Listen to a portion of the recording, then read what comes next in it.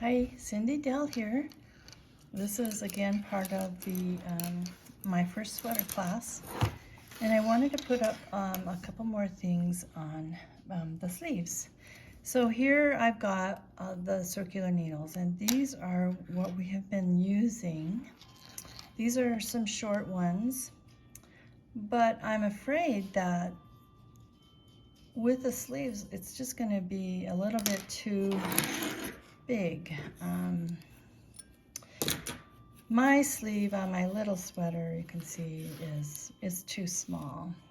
Now you may be able to make this work if you're going to be using the sleeve without any decreases, in the pattern. But if you plan to decrease, and if you're using if you're doing the smaller sweater, you may run into some trouble. So there are a couple things I'm going to show you. One of them are, this is a set of 5 double-pointed needles, or DPNs. And the other are these really nice little flexi needles. I really like these, and I'll show you how to use them.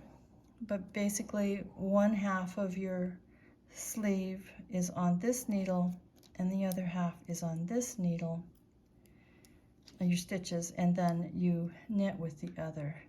It's like using double-pointed needles, but they're flexible, and it's almost like magic loop, only without the loop. This is a smaller loop, and it goes all the way around. So it's kind of a halfway between a DPN and a magic loop or a circular needle. Okay.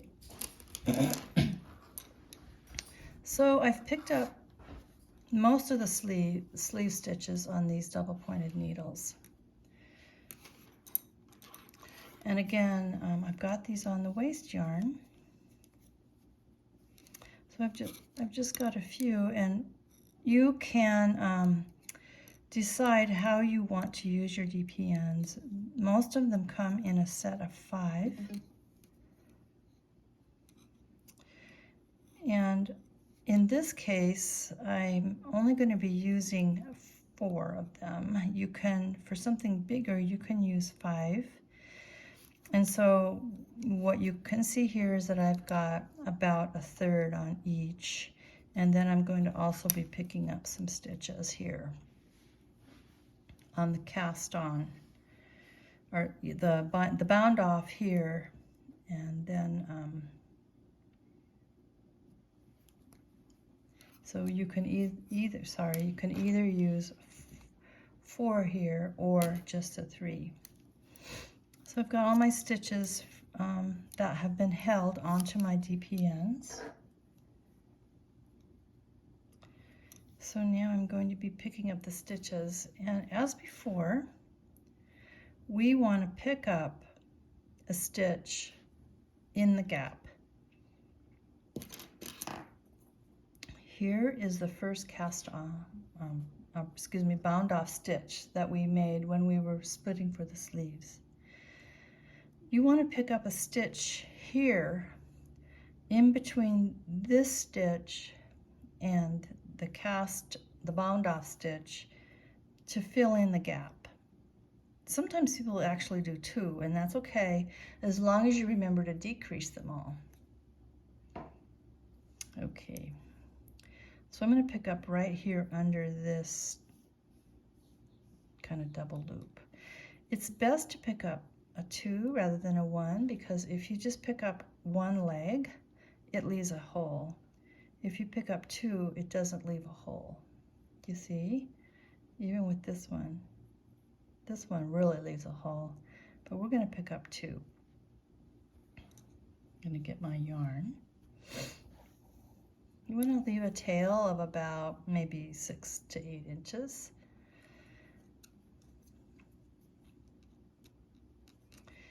And we're just going to pull the yarn through and knit through that stitch. So here we go. I'm going to show you that again. Get this out of the way so you can see.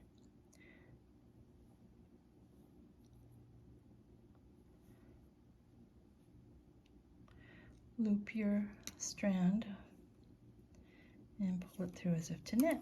And then we're going to pick up these stitches.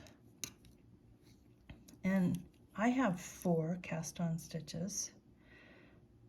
I'm sorry, bound off stitches. So there's 2. You want to get both legs, not just one, because then you have a hole. You want to get both legs of that bound off stitch. 1, 2, 3, and 4. And then again,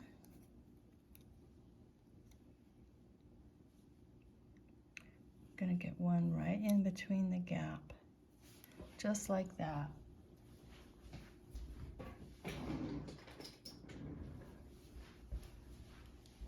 So I think I'm safe now to cut. I've got all my stitches on the double pointed needles. Now I've got them on 4, as you can see. That's fine, whatever is comfortable for you. Now with double pointed needles, you run the risk of a ladder going up here. If you don't pull the strand pretty tight, it will ladder up. And that means there's just a slight gap in between where you've knit the 2 from the 2 needles.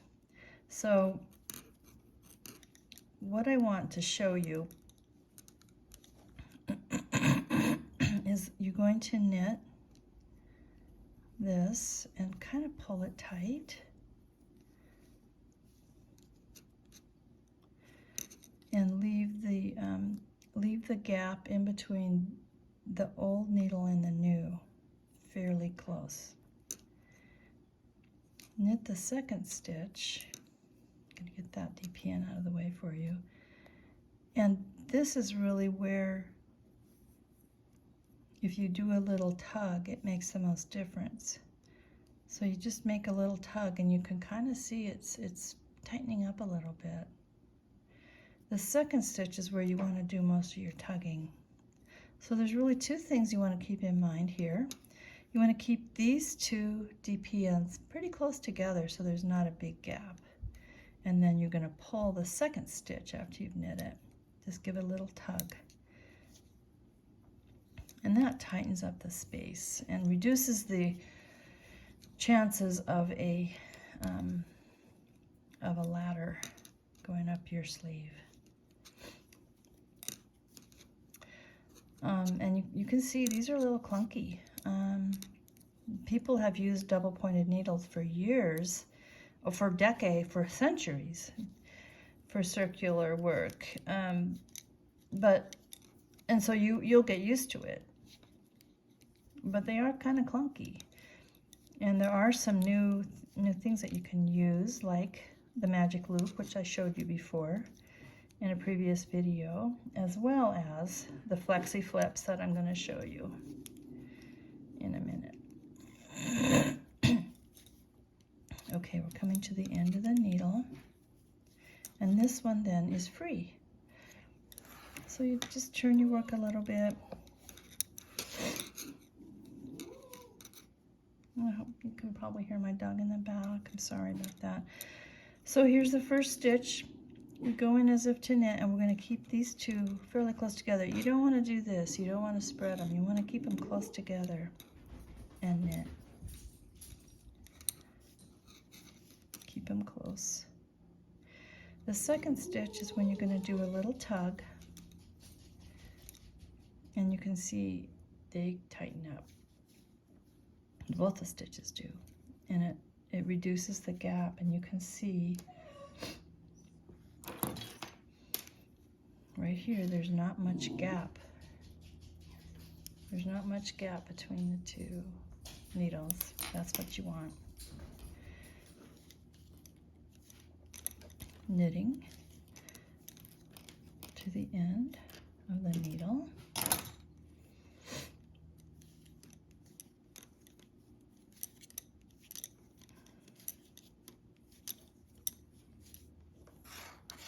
to the end. Okay, just kind of checking my work a little bit. This is the last needle of the sleeves, the sleeve stitches that we worked on. Okay, coming to the end.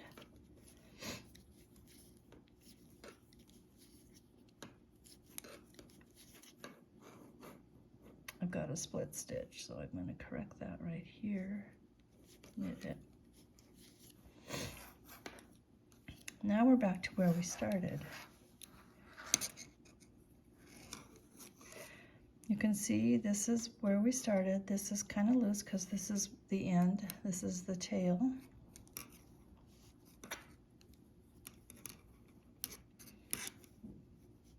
I'm going to back up a little bit because I want to leave this stitch free. I want to leave the last stitch unknit because I'm going to do a slip slip knit with these two. So you can do it with, I think I'm going to do it with this needle that already has the stitches. It doesn't matter, whatever you do. So you're going to do a slip, slip, put them back on,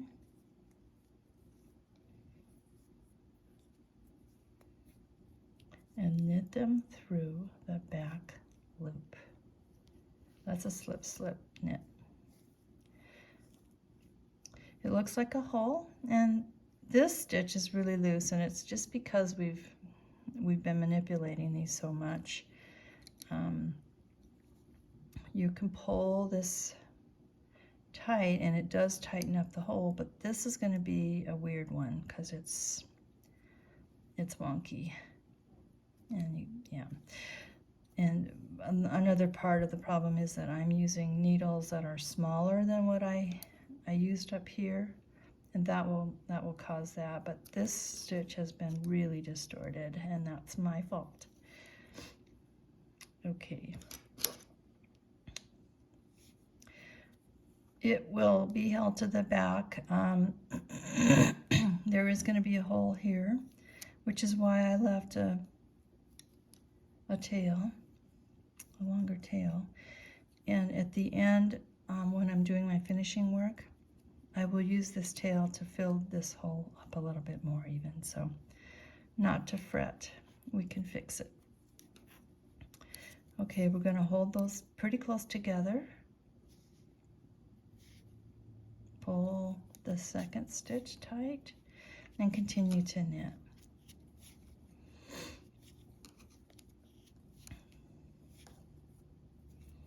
Now I'm going to show you something else that helps with a ladder.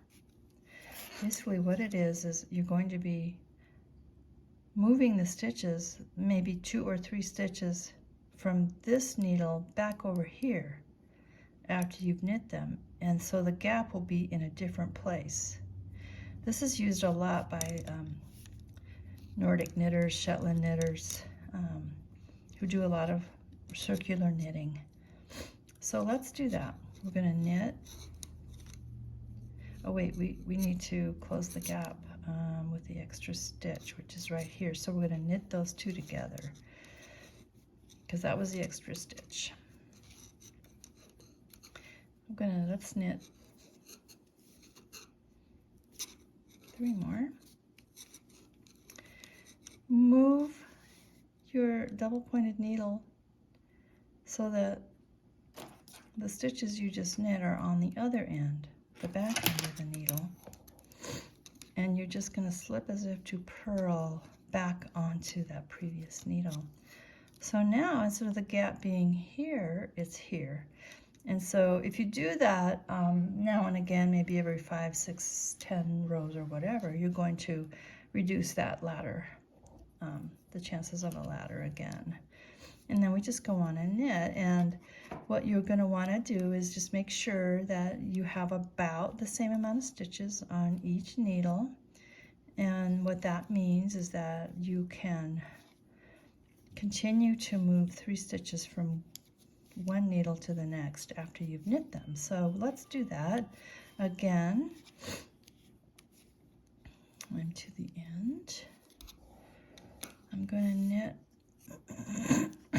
This one doesn't have very many stitches on it, so I'm going to knit maybe 2. Keep them. See how close this needle is to this new one? Take a little tug. Move the double pointed needle back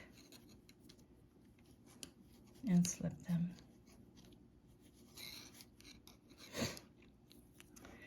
Now you can see this one has quite a few more stitches than this one, so we would do that again, just to keep it even. It doesn't even matter. You don't have to do that with all the needles, except that every time you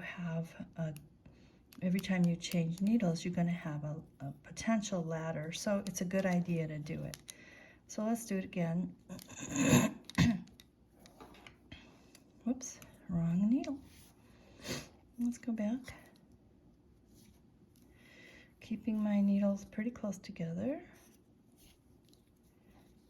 And where the second needle goes, or the second stitch, you want to do a little tug. Tighten it up and knit.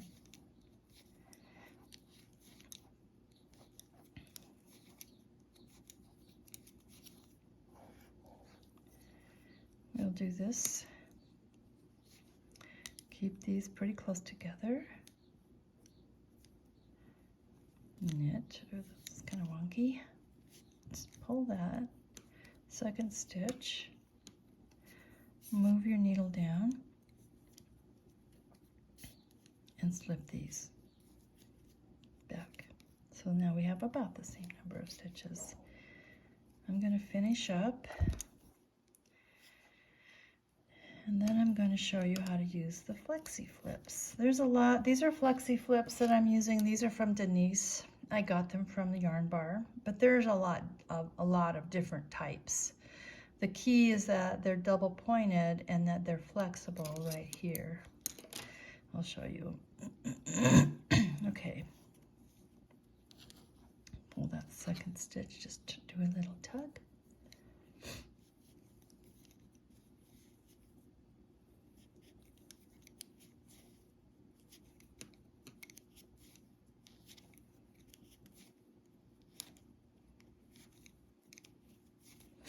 Okay, we're back to right under the arm. Ordinarily, you would have a marker to mark the center, like we talked about before. Okay, now you can see that really isn't too bad of a hole right there. It's not too bad. We're going to start with the Flexi-Flips now. So with this, you only have 3. So you're going to put about half on 2 of them and then knit with the other. So from here, I'm just going to knit.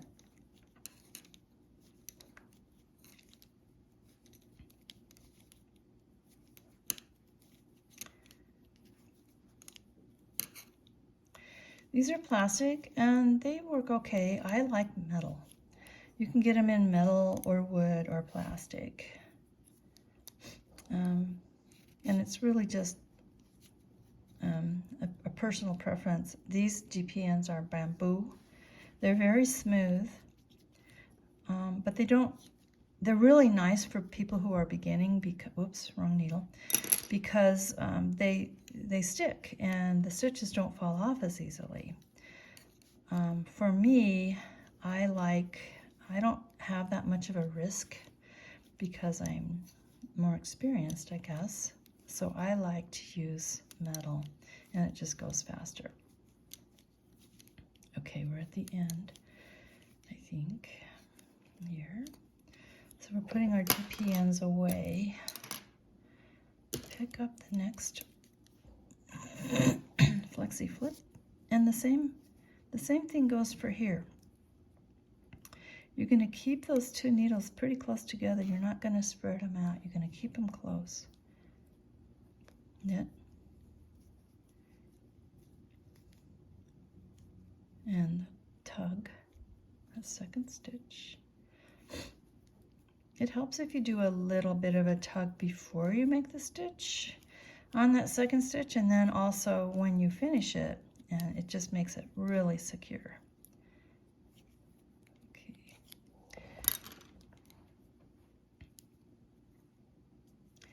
And the last.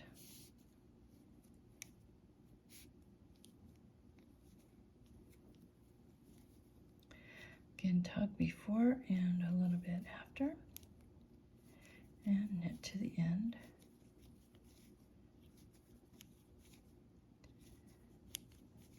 DPNs are all done.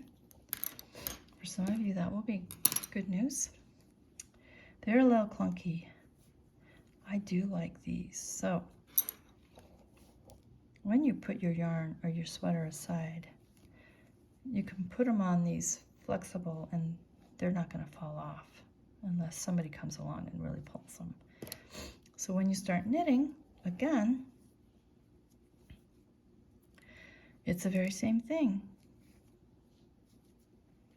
You just don't have as many points. There's also 9-inch circulars. These are bigger. You can get 9-inch circulars too. They're harder for me to use. They're really small and they're a little bit harder for me to use. And I have a little bit of arthritis in my fingers, and so it's hard for me to use them. But a lot of people love them, and people use them for socks too. So it's just totally a personal preference, what works best for you. None is better than the other.